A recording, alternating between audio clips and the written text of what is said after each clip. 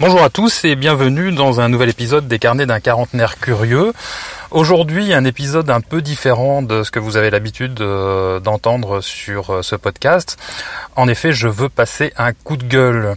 Je suis très énervé par la colère. Et par quoi vous allez me demander? Eh bien, par le mouvement que je vois fleurir, le mouvement des gilets jaunes.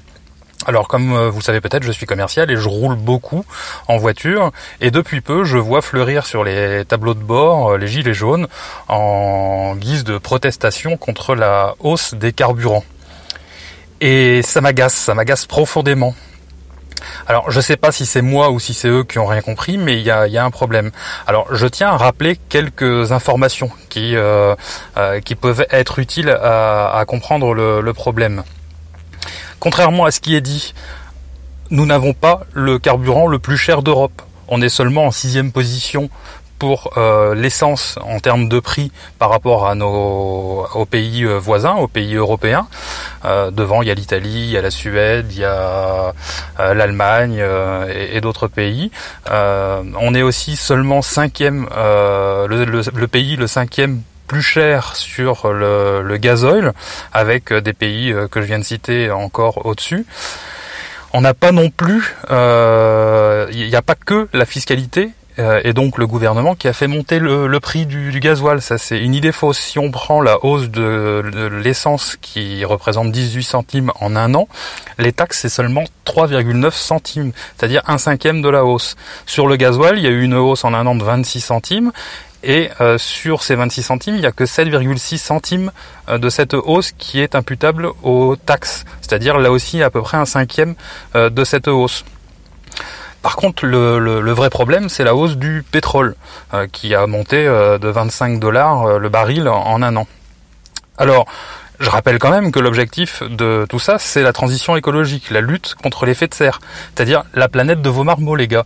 Donc on parle même plus des générations à génération plus 2, plus 3. On parle vraiment de l'effet de serre qui aura des conséquences directes sur la vie quotidienne de nos enfants.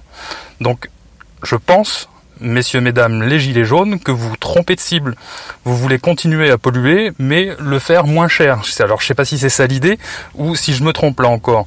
Alors, au lieu de protester pour ça, demandez à votre gouvernement, que je ne défends pas à travers ces taxes, il faut bien me comprendre, mais demandez plutôt au gouvernement des transports en commun beaucoup plus efficaces. Je pense notamment aux zones rurales où les transports en commun se font vraiment très très rares. Des pistes cyclables de plus en plus. Vous pouvez demander des aides au covoiturage. Pourquoi pas? Ça peut être très utile.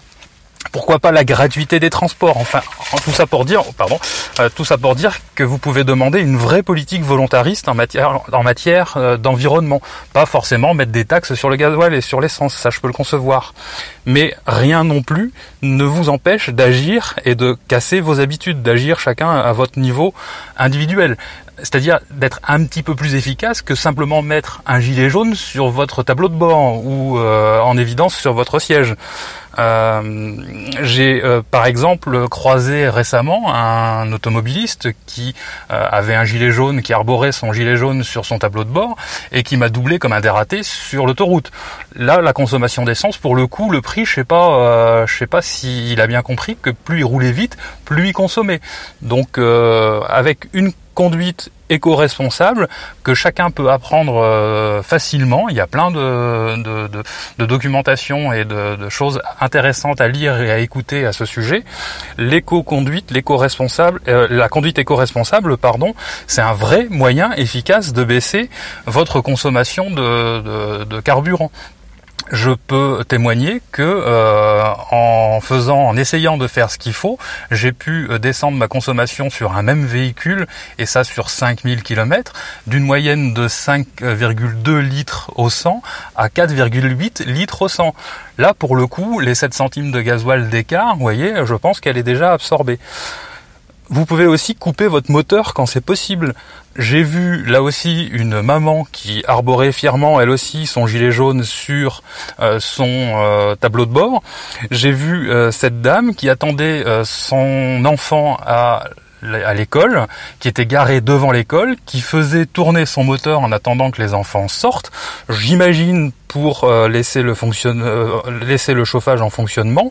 C'est-à-dire que là, pour le coup, les dépenses de gasoil et les dépenses d'essence et le fric qu'elle met dedans, ça l'inquiète vachement moins que quand elle passe à la pompe. Donc réfléchissez, vous avez un organe qui s'appelle un cerveau, il y a 2 hémisphères, c'est constitué de milliards de cellules et de plein de connexions, ça peut être utile pour essayer de se renseigner et pour essayer de comprendre ce qui se passe. Pas de foncer tête baissée dans un mouvement populiste comme celui des Gilets jaunes. Voilà, excusez-moi pour ce coup de gueule, mais ça fait du bien. Merci d'avoir écouté et à bientôt. Ciao.